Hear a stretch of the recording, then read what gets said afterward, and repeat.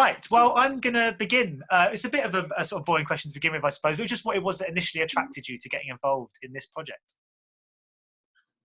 I feel like it was the whole world of Haldwell itself. I feel like I would have loved to experience high school with that much freedom, going to a boarding school and being in a faction that like has control over the student body. I felt like that was insane. And then also having that be occupied by Black kids, I feel like I've never seen that before. So I was just like, yes, I would love to show you that life. So that's what initially attracted me to the film. So, I mean, because the film is so sort of creative. I mean, there's some brilliant scenes, the way music is used and imagery and stuff like that. Did you get a sense for that on set, for how it would kind of come out? Or were you quite surprised when you saw the finished version and how much sort of creativity was implemented in post-production? I think I knew how, towards the end, I was kind of getting a vibe only because I knew Tyresha was an artist. She's not like just like this director. I feel like she just like focuses on the art and she has like this exact vision that needs to like be played out. So sometimes we don't need to be talking in a scene for her vision to be played out. And I feel like a lot of the times it's just like little acts of like humanity that'll just really have you like, and like just moments, like just beautiful, simple, small moments, I feel like were appreciated in that film, which kind of gave it that vibe. And I love that. Yeah, because I was reading that you've said before that you learned from the character. I was wondering in what way, what was it about the character, what were the things that you learned from her? I feel like I definitely learned that I was a lot more of a control freak than I thought I was. I definitely crumble when things aren't going my way, and I could definitely have a tunnel vision on what I think a situation should look like, instead of just allowing it to happen, even if it's not in the way that I kind of constructed for myself. That's how I realized I was like Selah, because at first I was like, there's no way, like, you are not mean and you're not like that. But then I was like, hold on a second. Yeah, you kind of act the same way when like things start to get insane. So I definitely had to like incorporate that into like my everyday life and like be okay with like allowing things to flow. Yeah. Do you think that actors often do that? Do you think that, like, say, by the time, you know, sort of, you're old and grey, you would have adopted loads of traits from loads of different characters you've played across your career? Do you think it's something that you just naturally and even subconsciously do? The good traits, of course. I'm not sure if other actors do it. Probably, hopefully, because that'll be like really cool because perspective changes the game. But I think I do it naturally because when I act, like how I act is like every scene I got to take it one step, like I have to take it one scene at a time, and I have to figure out the mission for that scene, and like everything is like reactions really, you know. So for me, it's like once I've experienced those like lives separate from myself, because like I wouldn't put myself in a lot of the situations that I end up in for like acting, you know, and so I've experienced a lot more, I feel like, so I had to put a lot more reason and thought into a lot more circumstances, and so like now I can't unsee or unlearn these things, so now it's just gonna be like, all right, now I know that like anything can happen. And I'm just wondering about how similar these kind of factions and these kind of inner school politics are in America, because through high school movies and stuff in England, we have this, like, I only really know American sort of school system from movies, and it just has this kind of fascinating way of all these different kind of groups and factions of people. Is that actually the case, or is that a sort of cinematic tool? I feel like that's the case to a certain extent. Like it's not as like insane as like Mean Girls or something, or Selah and the Spades. But definitely clicky, because I also feel like when you're in high school, that's like a time where you're trying to identify who you are. So like you're trying to identify yourself through others. So like other people that kind of look like what you want to be, you're going to be there.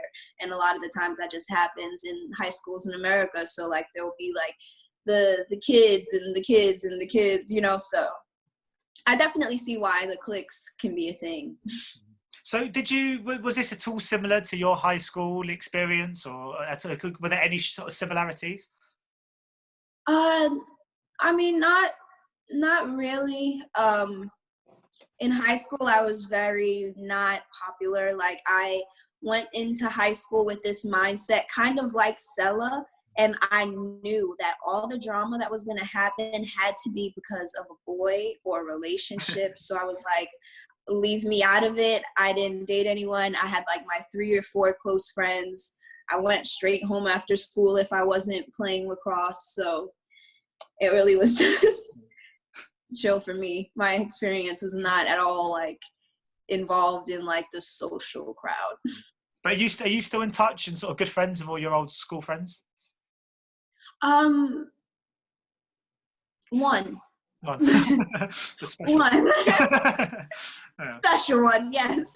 Because I read, am I right? Are you a twin? Is that right? You've got a twin sister? Yes, I am a twin. I have a twin sister. Yeah. Did you guys go to school together? Yes, we did. Yeah. So how was that sort of experience, being a twin at school? Because I mean, in some ways it must have been cool, always having someone, an ally at all times. But at the same time, do you find that people would automatically group you together right from day one? Was that quite challenging? Not really, only because me and my sister had different interests. So like we were never put in the same class. So like all of our friends would be like from our classes, or like from like all of her friends would be like the sciencey friends, and all of my friends would be like the chill like English kids like in poetry. So it wasn't hard, but it was nice having like that person that I knew I was going to see in the hallway, like second period. I was going to walk past her and be like, I love you. I'll see you at home. That was really nice for me. So I was watching the film at home, obviously, at the moment. And I really enjoyed it. And my wife was in the room because obviously she's working from home, and we were talking about how female friendships are depicted in cinema, and she just seems to think that so few films get it right. They get it to make it accurate. And I mean, but this film really seems to capture. She's felt much. Obviously, she'd understand it more so than I would. That this did capture it. Is that something you agree with? Do you find that very few films really accurately depict what it was actually like for girls to be friends with other girls and stuff at school? Yeah, I feel like there's always something that like has to happen for them to be friends first. A lot of the times they always have to like, all right, now we're friends. They're like, I haven't really seen too much of like real friendships, you know, with like within women. So like to see like Selah and Paloma like have like this friendship and like this intimacy that's like so like intense that like people would think that they like each other, you know, like that's friendship. Because a lot of the times like with your friends, like you guys love each other, like sometimes like with your friends it could look like you guys are dating, you know. So like in real life, like I love that Selah and Paloma were like able to like go through stuff and like have a story and go through problems instead of having the problem be the like pop off to the relationship. Because I was reading as well, one of the kind of sort of tagline or something a sentence associated with the movie was that the world underestimates girls. And obviously that's something as well, I think, a theme in this movie as well. What can we do better? What can people like myself and just men around the world do better to ensure more kind of a sort of level the playing field and make sure there's more sort of equality? Because the film does really highlight the kind of the empowerment, of the young female sort of cast, I think. I feel like the only thing men can do is like play their part, you know. I feel like as women, like we are like making strides to like be more free and comfortable within ourselves and like taking our bodies back and taking our mentals back. I feel like men should also correct other men when they see something or when they hear something. I feel like a lot of the times a girl can give you a whole speech and you can get the point. But like if you hear it from like your friend, like your guy friend, I feel like it'll have more of an impact, you know, because like you're hearing it from like somebody that you see as like more so yourself. That's why I also feel like this film is so important, because like girls need to see themselves more, and girls aren't always happy-go-lucky like princesses. Like we're also like very intense, very not with the BS kind of deal. So that's what I feel like everybody can do to kind of well, what men can do to kind of help us is like help the other men help us, and then eventually everybody's helping. Yeah. And I think with regards to like your own sort of future and stuff, do you harbour many ambitions to do stuff behind the lens? You know, kind of look into, I mean, obviously you're so young, but just one day look into the writing or producing side of things? Yes, most definitely. I want to get my hands in everything I can, really. I want to direct more, like, first things first, though. Like, that's what I really want to do, because I also feel like I have a vision and I have a world that I want to create. But I would definitely also, I guess, writing in there too. So writing and directing would definitely be my thing, my go-to.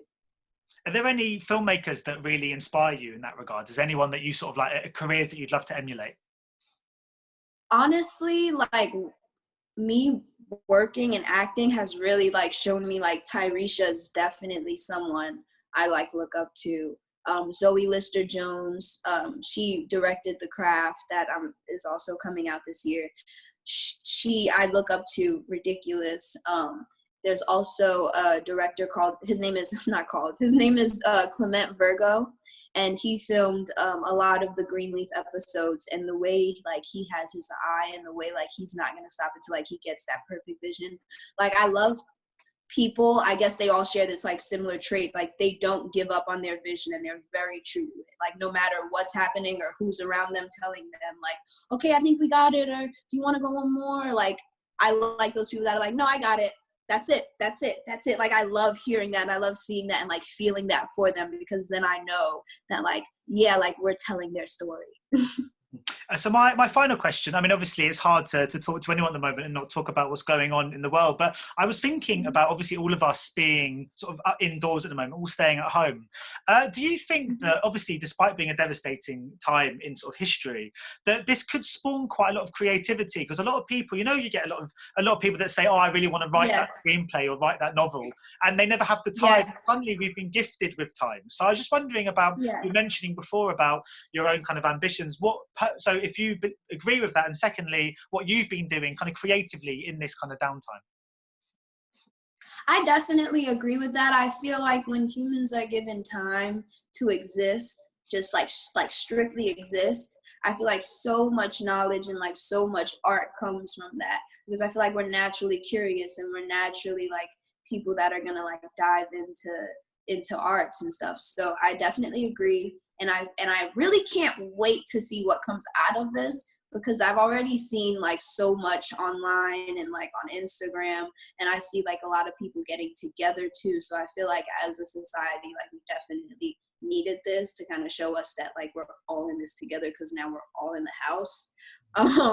But also I have been definitely doing a lot of like grounding work, like while I'm here. Like yoga has been like my number one thing that like I wanted to like kind of get a routine on, and just like to ground myself and learn how to work with my body. And also like writing, I've also been reading too, because I have this goal that I set at the beginning of the year. I said I want to read 100 books this year.